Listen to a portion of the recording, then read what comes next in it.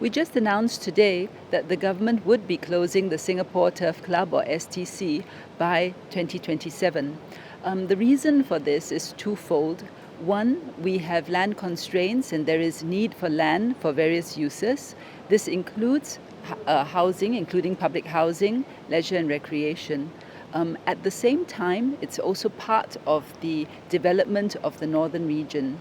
Simultaneously with this, spectatorship for horse racing has declined. And with the decline in spectatorship, obviously you can see that the trajectory is such that it would, over time, it will continue to fall. So with the confluence of these two factors, we felt that it would be best for the government to take back the land and to use it for redevelopment. The potential use for the land would really to have an integrated master plan for the whole area, taking into account the various attributes of the northern area. So currently, we have, for example, the remaking of heartlands for woodlands. We have the redevelopment of the woodlands checkpoint. We've also got the master plan for Lim Chu Kang as an agri-tech sector. With this, we would be able to bring in public housing into the area, leisure, recreation.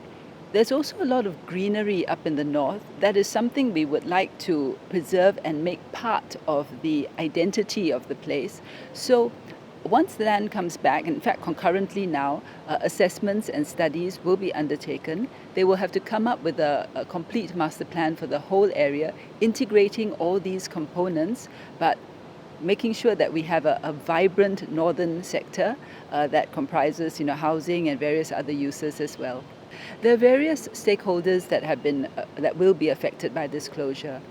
First and foremost, employees. The cessation of employment will actually be in phases, and the first phase will be actually 16 months from now. On cessation of employment, they will be given a retrenchment package in line with MOM regulations and other requirements and legislation.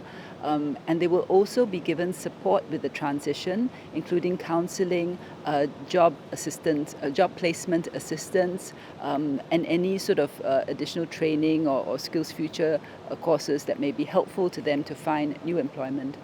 For the horse owners, the horses would have to be exported, so there would be support for horse exportation and also support for horse maintenance in the meantime. Last race will be in October of 2024, so we would want to make sure that the owners are supported throughout this period, and they and the other stakeholders will be able to make the necessary arrangements to come through the transition smoothly. Well, between 2024 to 2027, there are a number of things. First, horse exportation. So after the last race in October 2024, it's expected to have the exportation of horses completed by 2026. Concurrently with this, there will be the assessments and studies which are ongoing to see how to redevelop the area. Once the land comes back to the government will have to do the site preparation and basically make sure that the land is prepared for any new development that takes place. So there are a number of things, different moving parts that all have to be brought together in a master plan, as well as a schedule of the timing of different things that need to take place. We have to make the decision now and not later, because you need enough lead time to do all of these things. Even with other developments like Pai Lebar, for example, it's taken a good number of years, and we're still just at the concept plan stage from the time of announcement, which was many years ago.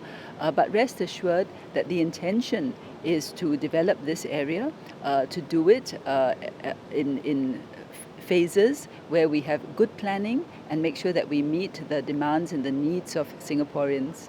Well, if you look at it, actually, we've been looking at all areas of Singapore to see what land we can use for the various potential uses. Over the past few years, we have taken back golf courses, we have taken back other areas.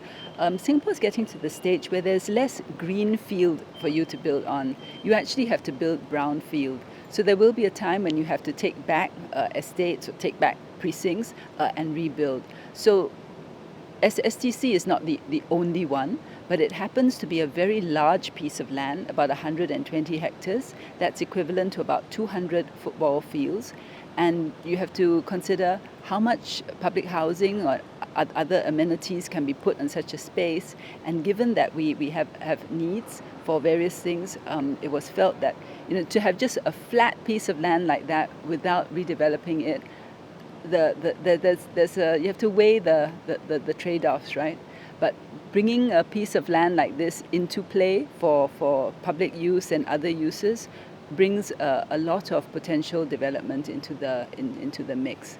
And that's why we felt that this was a good place to develop for the future.